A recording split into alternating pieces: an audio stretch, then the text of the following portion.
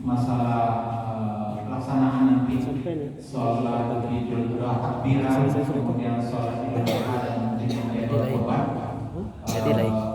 Ada surat dari Menteri Agama surat edaran SI nomor 5 balik tahun 2021 tentang pelaksanaan takbiran sholat Idul Adha dan kurban.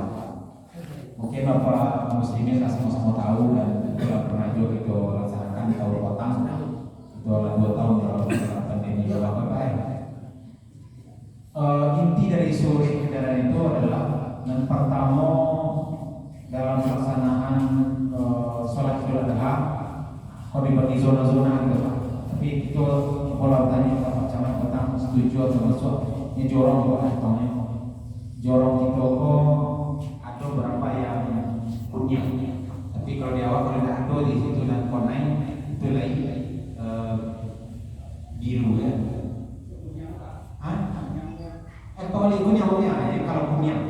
Kalau oranye dan merah itu anjuran dari surat edaran itu meniadakan sholat Idul Adha. Kemudian pelaksanaan sholat kalau dari dalam zona kita zona kuning tidak oranye dan merah itu melaksanakan sholat dibolehkan, tapi dengan protokol kesehatan yang ketat. Jadi Pak Pengurus diharapkan menyediakan topik cuci tangan atau hand sanitizer ini jamaah pakai masker. Lalu kalau ada dianjurkan pakai helm pistol belt. Nah termogun cek suhu. Jadi kalau ada jamaah kita nongkrong sakit-sakit di rumah saja. Kemudian dalam pelaksanaan korban Pak, dituju petugas korban kok pastikan orang lain datang dari luar, lain dari lain sedang dari luar daerah yang terpapar itu. Pastikan ini oleh risiko saja, kemudian tidak sakit dan dalam keadaan normal dan segala macam. Begitu juga hindari kerumunan. Biasa kita korban berani, maka atur saja dan tetap pakai masker mana-mana dalam pelaksanaan.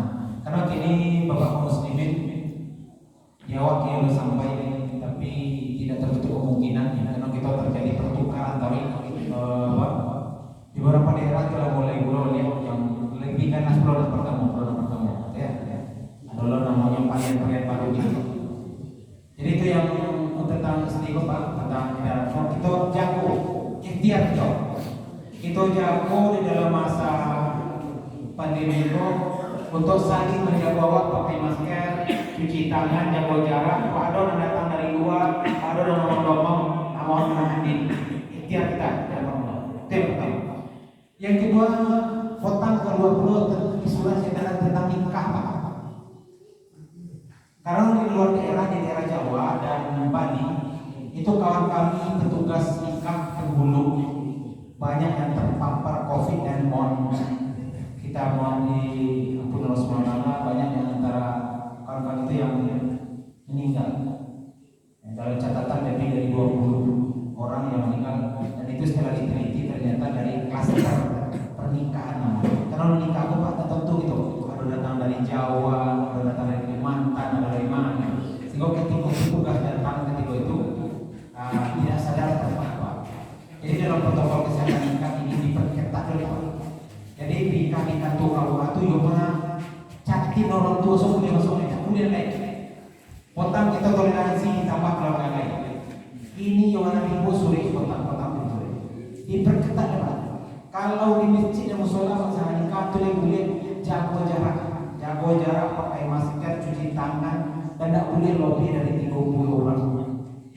Kalau di masjid dan musola, itu protokolnya yang dan banyak kami saksikan Pak ketika nikah, banyak di antara warga itu ketika di musola itu penuh yang nikah di pondok yang Jumat ini Pak.